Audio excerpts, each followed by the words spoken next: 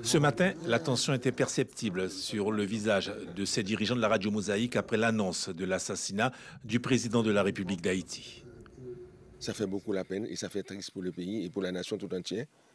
Parce que Jovenel Moïse, c'est un très bon président. Et M. Vini, pour redresser le pays, tout ça pays n'a pas jamais gagné depuis l'indépendance du pays.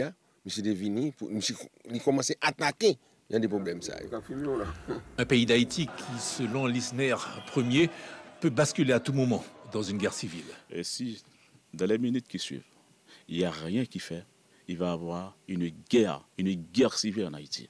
Parce que les gens qui sont proches de Jovenel, quand même, c'est un président non seulement, c'est un être humain. Mais ces gens-là, ils ne vont pas rester comme ça, à regarder en face. Vous craignez des vengeances? Beaucoup. Beaucoup. Et je pense que ce n'est même pas déjà commencé. Peut-être en ville, ok, mais dans les autres provinces, dans les autres communes, etc., même au cœur de la capitale, si rien n'est fait à la seconde dont je vous parle, je vous dis franchement, ça va être une guerre. Le député de la seconde circonscription est l'un des membres du groupe d'amitié France-Haïti à l'Assemblée nationale. Écoutez, c'est un véritable choc pour nous, en tant que membre du groupe d'amitié France-Haïti, puisque c'est une situation très préoccupante ce qui se passe en Haïti au niveau sécuritaire. Et donc, tout ce que nous souhaitons, c'est nos condoléances à toute la communauté haïtienne de Guyane, mais tout simplement à Haïti et la République d'Haïti. Et nous avons rapidement tenté de joindre les responsables que nous connaissons pour qu'on puisse discuter de comment le pays va être géré.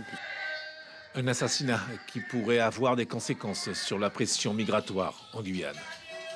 Forcément, il y aura des Haïtiens qui vont venir ici en Guyane s'ils ont des parents, puisque les parents, c'est normal, puisque quand on regarde, si le président de la République n'est pas en sécurité lui-même... un effet sur la pression migratoire envers la Guyane? Je pense qu'il peut avoir un effet. Là, je ne suis pas dans le commentaire de si c'est positif ou pas, mais en tout cas, effectivement et normalement, les gens fuient la misère et l'insécurité. Selon les autorités haïtiennes, la situation serait sous contrôle. Un couvre-feu a même été décrété dans tout le pays.